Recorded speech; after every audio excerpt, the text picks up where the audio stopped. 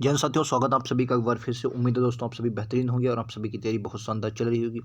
फिर से RPF constable, RRB LP technician, RPF SI के लिए मैथ के टॉप 25 क्वेश्चन, जिसका प्रैक्टिस सेट नंबर आज 3 होने वाला है। इसमें हम लोग 25 क्वेश्चन करते हैं प्रीवियस क्वेश्चन के आधार पर। ये सभी क्वेश्चन रेलवे एग्जाम के लिए बहुत महत्वपूर्ण होते हैं।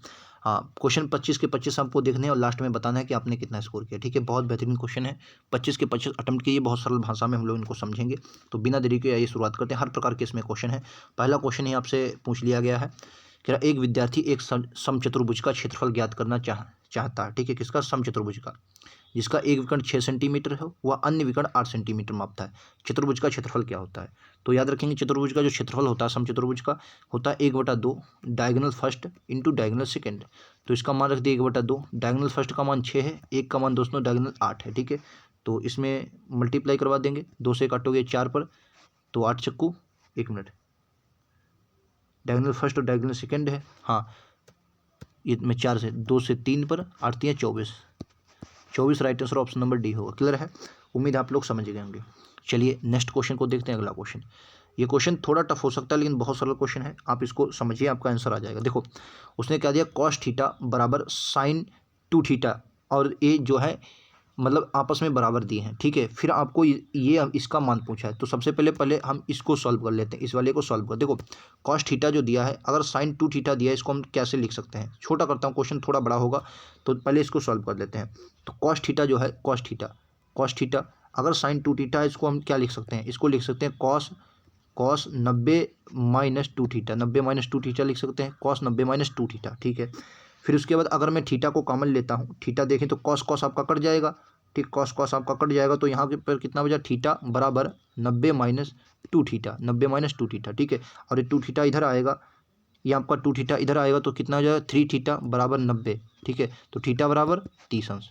तो थीटा बराबर कितना आ गया? 30। भाई 3 से इसको काटोगे तो जहाँ पर 30 थीटा होता है वहाँ पर 30 की वैल्यू आपको रख देनी। समझ गए? उम्मीद आप लोग समझ में। फिर से आपको समझा देता, कुछ नहीं किया गया भाई। साइन जो कॉस था, अब साइन को 90 से हमने बदल लिया, तो साइन को जब 90 से बदला तो 90 माइनस 2 थीटा आपका कॉस की वैल्यू हो गई, और 90 और कॉस से कॉस कैंसिल हो गया। थीटा कितना? थीटा बराबर 90 माइनस 2 थीटा, ये माइनस का इधर आया, प्लस का हो गया, तो 3 थीटा। 3 से काटोगे 30 पर, थीटा का मान 30 आ गया। ठीक है, मान रख दो। देखो, पहला क्या है? पहला कॉस 4 है। देखो, कॉस 3 जो होता है, कॉस थीटा जो हो, कॉस 30 जो होता है वो √3 कितना होता है? √3/4 होता है। कॉस नहीं, √3 जो हो जाएगा, तो इसको आप अगर कॉस थीटा को अगर बदलेंगे तो कितना बनेगा भाई? अंडर हट जाएगा, 9/16। ये कितना आ जाएगा? 9/16 आ जाएगा। अगर साइन 4 को देखेंगे तो ये 1/16 आ जाएगा। क्या आ जाएगा? 1/16। ठीक है, फिर कॉस 3 को अगर देखेंगे तो कॉस 3 जो हो जाएगा, वो आ जाएगा 3/3/8, √3/8 आ जाएगा। ठीक है, फिर उसके बाद साइन 3 को देखें तो 1/8 आ जाएगा। ठीक है, 1/8, फिर क्या आ जाएगा? प्लस में 1/8। अब देखो साइन स्क्वायर कितना हो जाए? 1/4, 1/1, ये प्लस में होगा, प्लस में कितना? 1/4, 1/4। ठीक है, और कॉस स्क्वायर थीटा कितना होगा? √3 देखो, कॉस जो 30 होता है वो √3/2 होता है ना, तो उसी के अनुसार हम निकाल सकते हैं। तो 1/4 आ गया, इसको आप मैं इधर इस बाकी इधर लिखता हूँ, तो 1/4। उसके बाद कितना आ गया? 3/4, 3/4 इस कॉस थीटा की वैल्यू प्लस साइन थीटा की वैल्यू कितनी आ जाएगी भाई? साइन 30 है, तो साइन 30 का मान 1/2 होता है, और साइन 60 कॉस 30 का मतलब √3/2। ठीक है, अब इन सबको आपको ऐड करना है। ठीक है, तो इसमें आप देखिए, यहाँ पर आप 8 का लासा ले लें, 16 लासा ले सकते हैं आप। 16 लासा ले लें तो 16 लासा ले लें। देखो, अगर आप 16 लासा ले लेते हैं तो यहाँ आपका 9 ही रहेगा, 9 ये आपका 10 बन जाएगा। इसी तरीके से आप लगा सकते हैं, क्योंकि बाकी तो मुझे लगता है इसी तरीके से आपको लगाना पड़ेगा। देखो, अगर आप देखो तो ये 9 का, इसको आप, ये कितना है? ये 2 है ना, इसको आप देखो, 9, 9 1 10, 10 1 11, 11 1 12, 12 3 15, 15 1 16, कितना आ गया? 16। ये आपका कितना आ गया? 16। और लेकिन माफ़ी चाहेंगे, इसमें नीचे गुणा भी होगा ना, तो इसको आप इस तरीके से ले। देखो, 5 बटे ये 8 है ना। देखो, अगर मैं 8 को इस इधर, ये 8 वाले को दोनों को पकड़ता हूँ तो कितना बन जाए? 8, इसके मल्टीप्लाई हुआ 2 से, तो यहाँ भी कितना? 2 से 2 1 3। देखो, इनको हाफ हाफ करके जोड़ लो तब भी बन जाएगा। जैसे ये आज 16 है ना, तो 16 मैंने लासा लिया, ये कितना आ गया 10/16। अब 10/16 है, इसको क्या लिख सकते हो 5/8, इसको क्या लिख लिया 5/8 लिख लिया, ठीक है। तो पहले वाले को मैंने क्या लिख लिया 5/8, यानी कि इसको मैंने कितना लिख लिया 5/8 लिख लिया, ठीक है, 5/8 लिख लिया, ठीक है। अब देखो बाकी, अब देखो √3/8 है, तो √3/8 है ये, और ये देखो इसको अगर आप इसको देखेंगे तो 8 नीचे कॉमन है, तो प्लस में क्या आ जाएगा 3 √3 प्लस का 1/8, ठीक है, ये आ गया प्लस में। अब 1/4 यहाँ है, 1/4 यानी 4 इनमें कॉमन है, अगर 4 कॉमन है तो ये कितना हो गया 4/4, और 4/4 होगा तो इसको क्या लिख सकते हैं 1 लिख सकते हैं, 1 आ गया प्लस। तो इसके नीचे 2 है ना, तो 2 कॉमन ले लो, तो कितना 1 प्लस √3, ठीक है।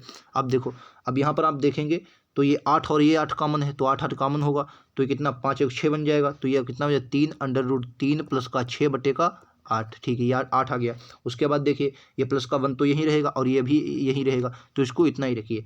अब उसके बाद आपको 8 सब में कॉमन ले लेना, जब 8 में सब में कॉमन लोगे तो यहाँ तो आपका 8 ही ऊपर बचेगा, ठीक है।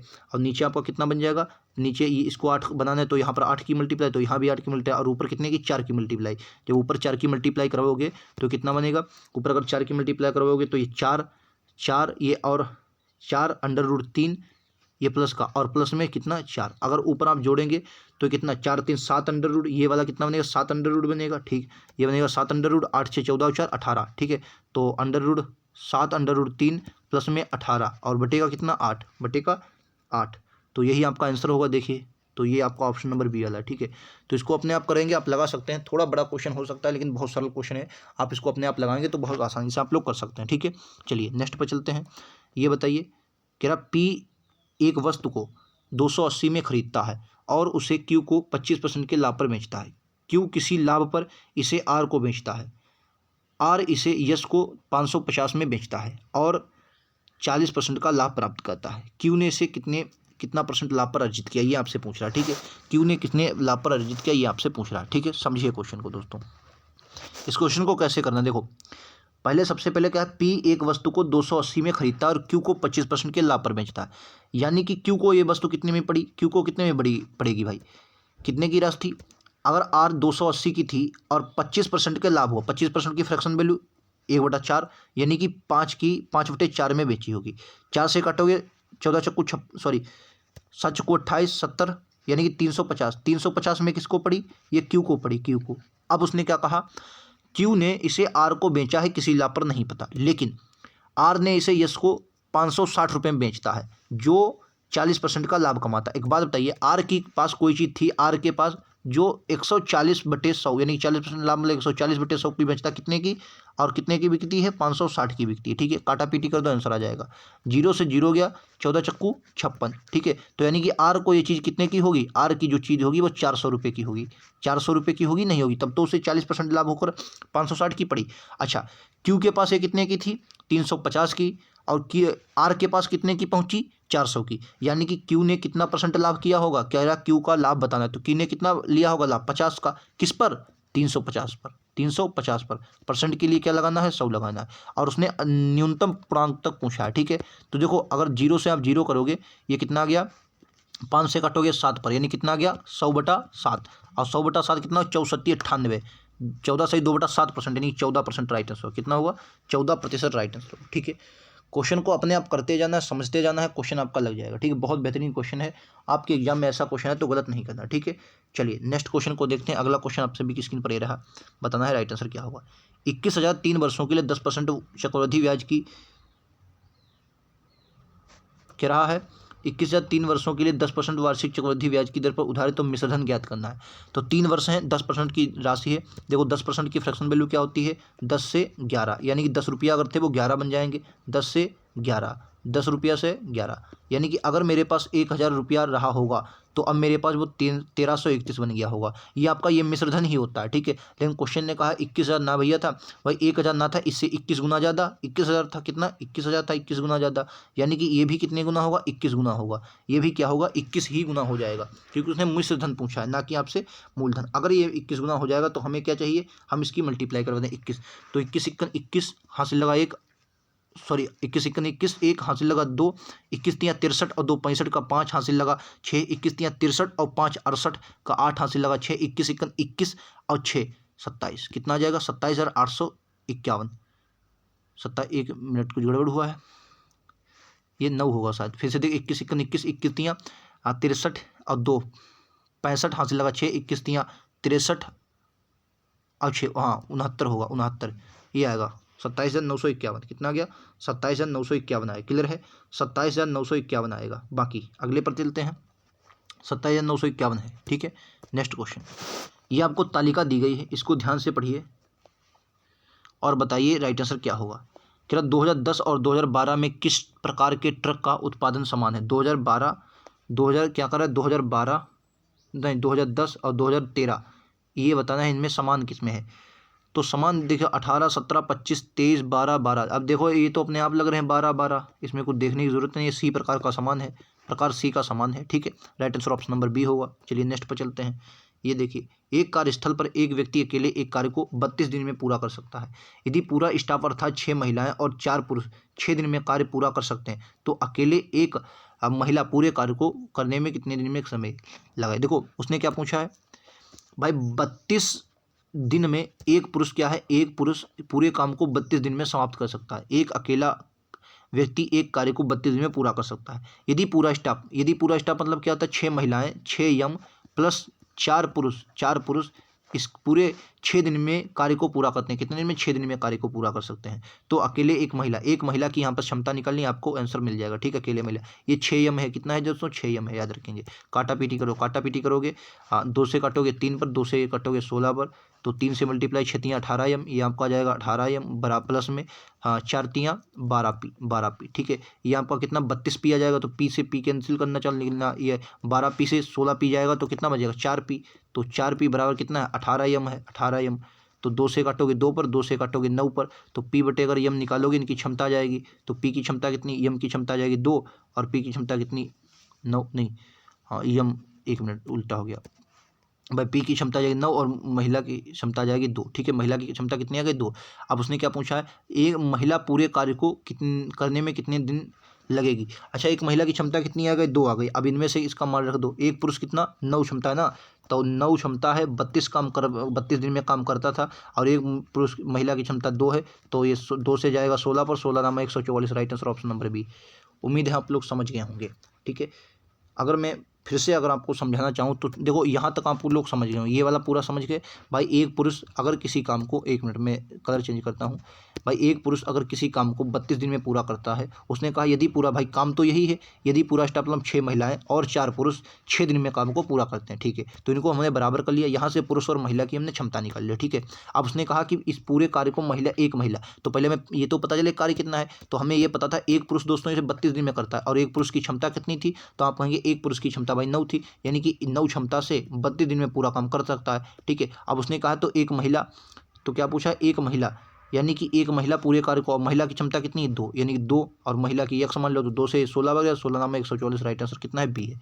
चलिए नेक्स्ट को देखते हैं। ये बताइए इनमें औसत ज्ञात करना है, और औसत ज्ञात करने के इसमें अब देखिए यहाँ पर आप देखते हैं तो किसके आसपास एक औसत, इनमें से कोई एक औसत आप मान लीजिए, इनमें से क्या है कोई एक औसत आप मान लीजिए। अगर औसत के अनुसार मैं चलूँ तो मेरे अनुसार मैं 4 को औसत मान लेता हूँ। मैंने क्या मान लिया 4 औसत मान लिया। अगर मैंने 4 औसत मान लिया है तो भैया कितना 4 से कम है, तो आप कहेंगे -1.5। ठीक है ये कितना कम है, तो आप कहेंगे ये माइनस का 0.5 कम है। ठीक है ये कितना ज़्यादा है, तो आप कहेंगे ये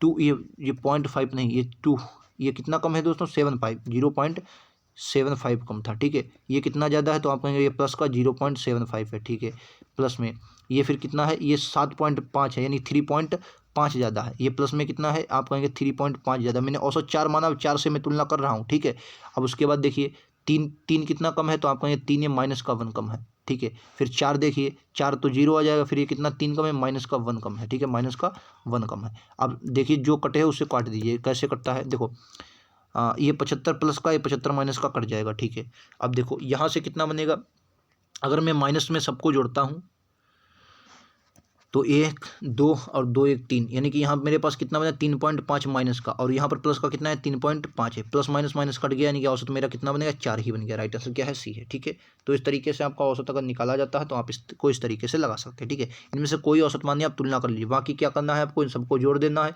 एक जितनी भी संख्याओं से भाग देते तब भी आपका 4 आंसर आ जाएगा। नेक्स्ट को देखिए, ये बताइए, ये भी बहुत सरल क्वेश्चन है, इसमें आपको बस समझना होता है।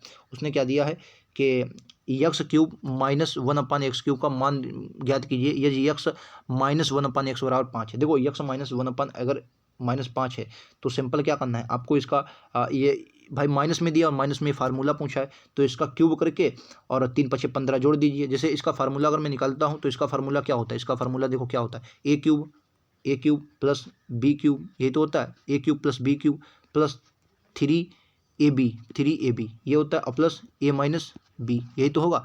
अच्छा यहाँ पर ए क्यूब बी क्यूब आपको पता है, ए क्यूब बी क्यूब क्या हो जाएगा, यही इसका मान और इसी का मान निकालना है हमें। और ए और बी, क्योंकि ए का मान कितना यक्स है और बी का मान 1/x है तो यक्स ऐसा आपका कट ही जाएगा, यक्स और यक्स क्या कट जाएगा, ये कट जाएगा। और इधर कितना बचेगा, यक्स माइनस 1, यानी कि यहाँ पर कितना बनेगा 1/, यही तो बचेगा। तो इसका मान आप 5 लिख दीजिए, यहाँ पर कितना रख दीजिए, इसका मान आपको क्या रखना है, इसका मान रखना है 5, इसका मान कितना रख दीजिए, इसका मान रख दिए 5। और इधर कितना होगा भाई, जब दोनों पर इसका भी क्यूब कर रहे हैं तो इसका भी क्यूब होगा, 5 × 5 = 25, 125, इधर कितना होगा 125। अब 5 × 3 = 15, 125 में से अगर ये 15 भाई ये माइनस का बनेगा ना, ये क्यूब ये माइनस का होता है, ये क्या होता है माइनस का, तो 5 × 3 = 15 जब इसमें ऐड होगा तो 5 × 3 = 4, 140 कितना बनेगा 140, right answer option number A, 140 right answer option number A होगा। ठीक है 140 राइट आंसर होगा। चलिए नेक्स्ट पर चलते हैं। ये बताइए जय और कैट 1100 मीटर लंबाई के एक वृत्ता काटर के पारित क्रमशः 6 मीटर सेकंड और 4 मीटर सेकंड की प्रारंभिक चाल से विपरीत दिशाओं में जोड़ते हैं। जब भी वे मिलते हैं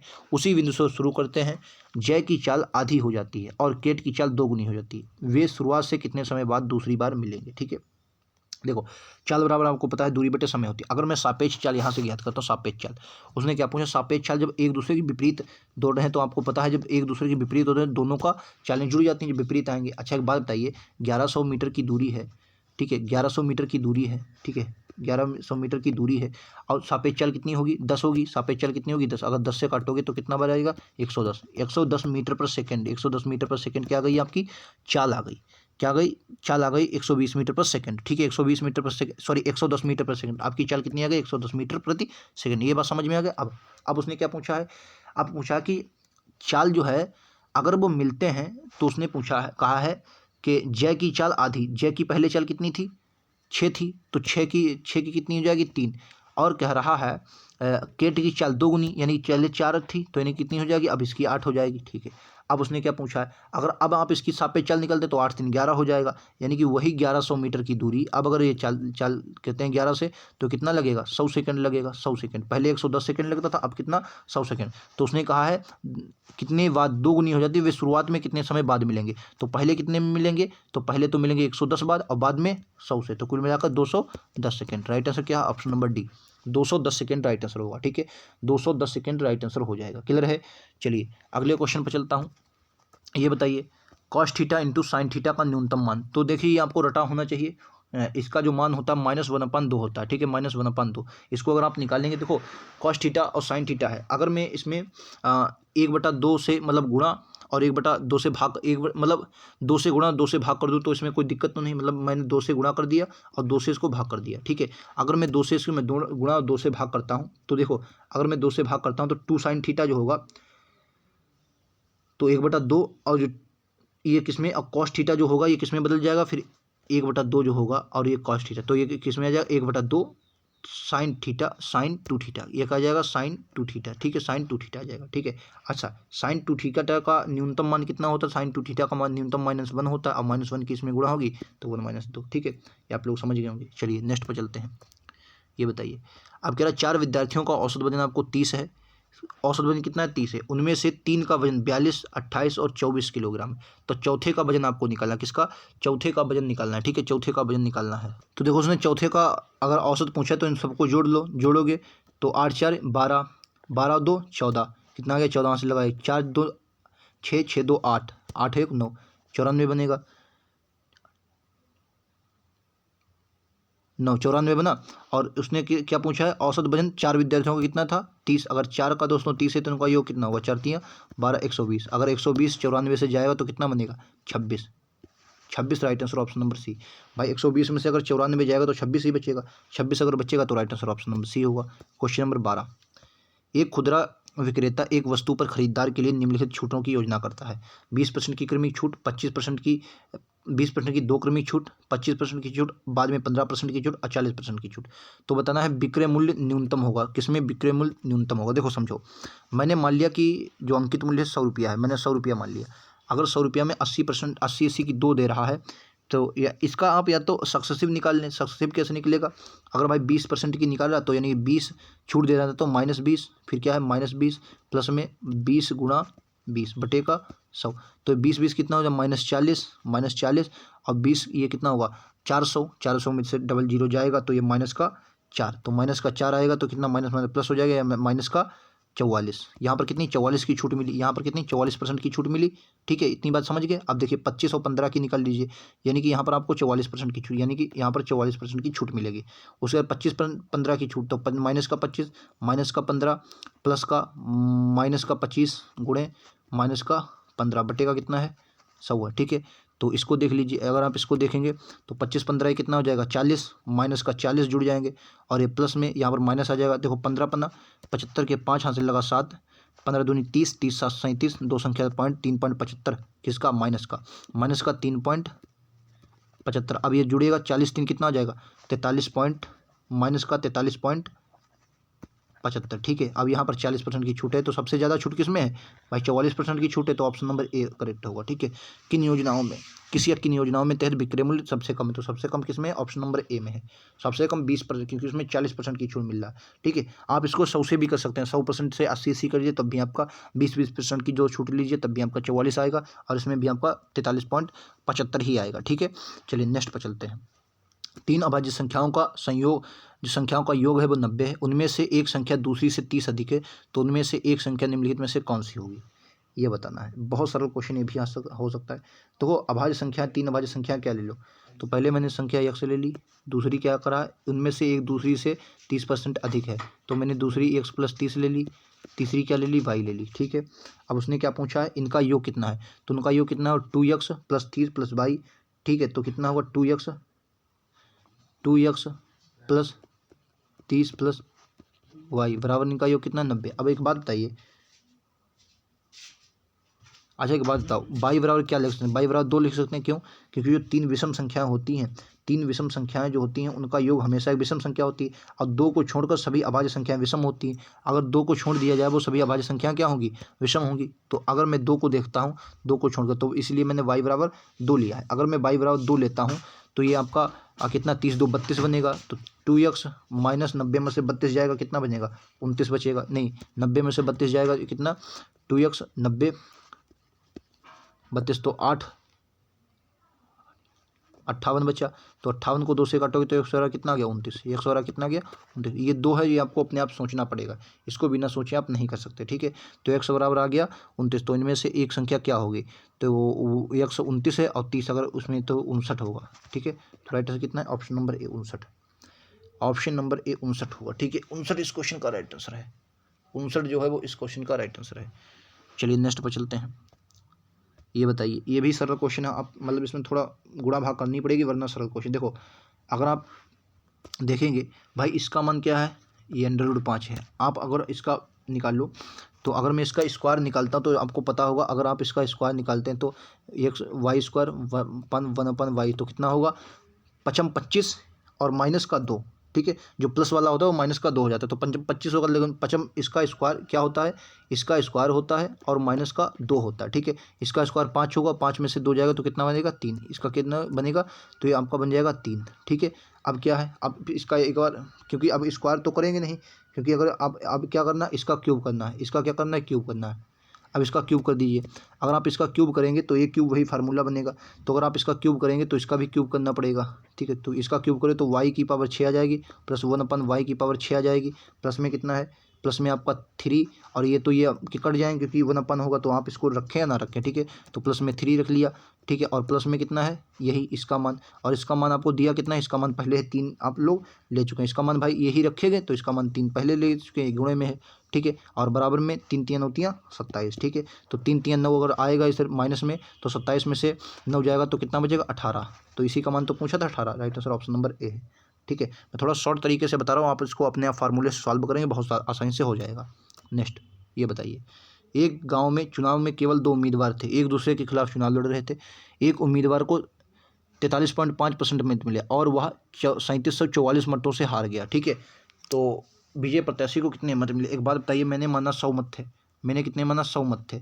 अगर एक को 43.5 मिले और वह 3744 वोटों से हारा है, तो आप इसका अंतर निकाल दें डायरेक्ट। भाई अंतर निकाल दें डायरेक्ट, तो भी आपका लग जाएगा। तो दूसरे को कितने मिले होंगे? अगर एक को 43.5 मिलेंगे तो दूसरे 56.5 मिले होंगे। ठीक है, 56.5 मिले होंगे। दूसरे को कितने मिलेंगे? 56.5। अब इन दोनों का अंतर कितना है? आप कहेंगे 13 का। इन दोनों का अंतर कितना है? 13। इन दोनों का अंतर कितना है? 13। उसने कहा है तो प्रत्याशी को मतों से विजय प्रत्याशी को, यानी कि 13 का मान आपसे पूछा है। 13 का मान कितना दिया है? 3744। क्या 13 से कट रहा है?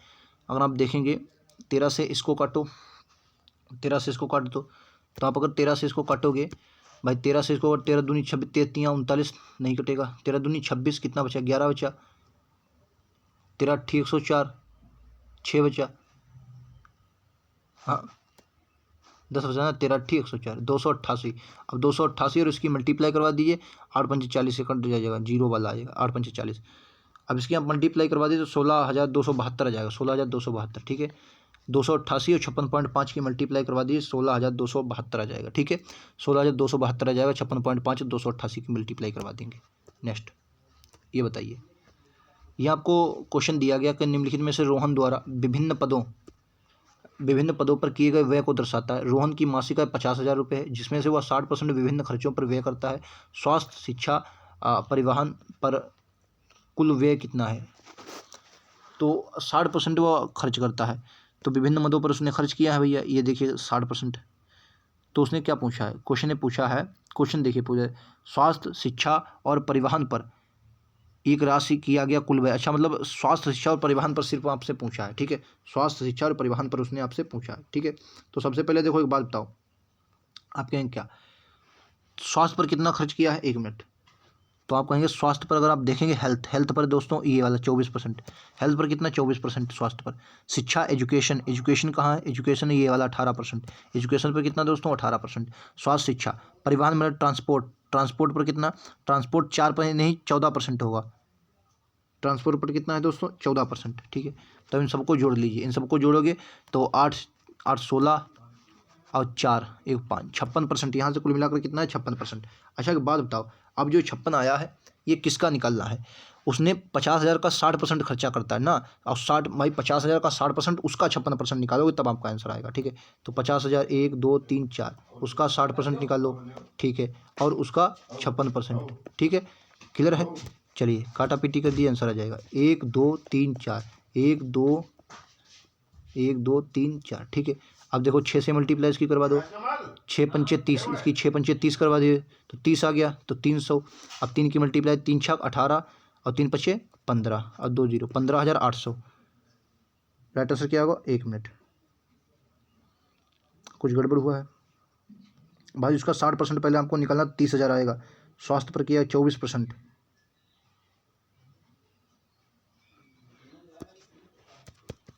तो इसका 60% तो पहले निकाला भाई। 50,000 का 60% निकाल दो, और उसका 56 4 1 5 56%। 1 मिनट दोस्तों, 1 मिनट,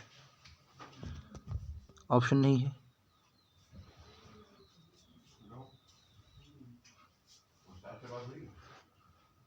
कितना आया? 1 मिनट, फिर से एक बार इसको देखते हैं दोस्तों, थोड़ा गड़बड़ा रहा है। फिर से एक बार देखते हैं, 24 18 और 14, 24 18 14 हमने जोड़ा था 24%, 18% और 14%। तो ये कितना जाएगा कुल मिलाकर? 4 4 8 और 8 16 का 6 यहाँ से ले 1 4 1 5, यहाँ से 56% आया। कितना है? 56%।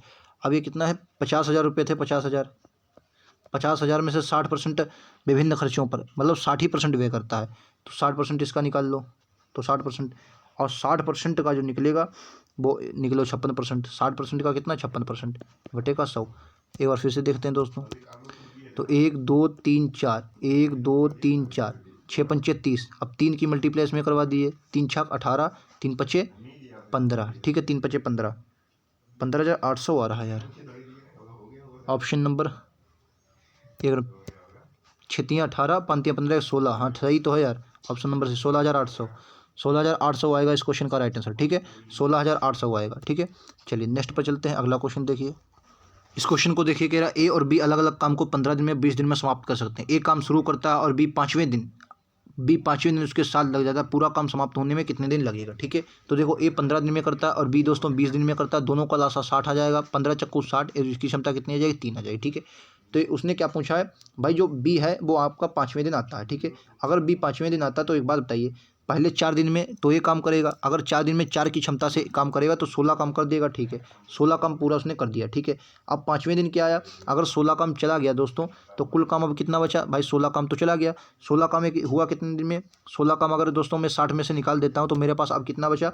अब मेरे पास 44 काम बचा। अब 44 काम में दोनों 7 की क्षमता से करेंगे। ठीक है, 7 की क्षमता से करेंगे तो 7 छंग 42, 6 दिन ये बचे और 2/7 6 दिन। और उसने 4 दिन तो अकेले तो कराया है ना, तो 6 4 10 सही 2/7%। समझे भाई? अगर मेरे पास 16 काम था, 16 काम निकल गया 60 में से, तो 60 में से अगर मेरे ये 60 है ना, तो 60 में से अगर कुल काम भाई 16 निकलेगा, 44 बचा। 44 को 4 3 7 की क्षमता से काटना है, यानी कि अगर क्षमता से काटोगे 6 सही 2/4% आएगा। तो 6 दिन ये और 4 दिन पहले वाले, क्योंकि वो एक अकेले करा था। 6 4 10/2%।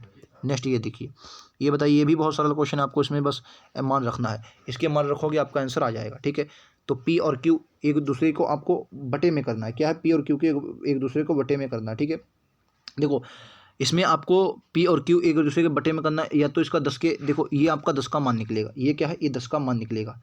क्यू है तो 16 है और क्यू बटे में है, तो देखो एक दूसरे के, तो पहले अगर आप इसको करेंगे तो ये क्या बनेगा? ए स्क्वायर माइनस 10 का स्क्वायर, यही तो निकलेगा। ठीक है, तो ये ए प्लस बी और ए माइनस बी निकलेगा। ये कितना बनेगा?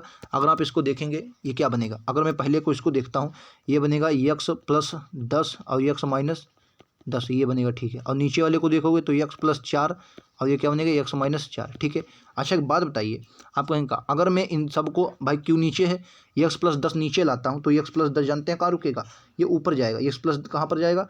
यक्स प्लस जो है वो आपका यहाँ पर आ जाएगा। यक्स प्लस कहाँ पर आ जाएगा भाई? यक्स प्लस 10, ये जो होगा यक्स प्लस 10 यहाँ पर आ जाएगा। ठीक है, और जो यक्स माइनस 4 होगा वो ऊपर आ जाएगा। इसको मैं दूसरे पेन से लिखता हूँ ताकि आपको पता चल सके। ठीक है, यहाँ पर जो आ जाएगा, यहाँ पर वो आ जाएगा यक्स प्लस 10 और यहाँ पर क्या आ जाएगा? X minus 4। ठीक है, यक्स प्लस 10 से x plus 10 cancel, x minus 4 से यक्स माइनस 4 कैंसिल, कितना आ गया? यक्स माइनस 10 और x plus 4, x plus 4, x minus 10 x plus 4। जहाँ पर आपका आंसर हो वही आपको लगा देना, x minus 10 x plus 4। Right answer option number किस में होगा? डी में। ठीक है, option number D right answer है। क्लियर है? क्वेश्चन नंबर 19 आपकी स्क्रीन पर ये रहा। इनमें से एक अभाज्य संख्या है, तो अभाज्य संख्या आपको सबसे पहले इसके वर्ग के अनुसार चलना है। ठीक है, तो अभाज्य संख्या इसमें क्या होगी? देखो 373 इसकी अभाज्य संख्या आप लोग देख सकते हैं। 373 क्या है? अभाज्य संख्या, याद रखेंगे। ठीक है, 373 क्या है? अभाज्य संख्या। बाकी आप लोग याद रखना, राइट आंसर क्या होगा? बी होगा। चलिए नेक्स्ट पर चलते हैं। ये देखिए, एक व्यक्ति को लगातार 3 वर्षों में 15%, 20% और 25% की वार्षिक वेतन में वृद्धि हुई। यदि व्यक्ति का प्रारंभिक वेतन 20,000 था, 3 वर्ष बाद उसका वेतन क्या होगा? लगा लो भाई। अगर 20% 20,000 पहले वेतन था तो 15% की अगर वैल्यू हुई तो 30 से 23 हुआ, 20 से। ठीक है, फिर 20% है 20 पंचे 100, 5 से 6 हुआ।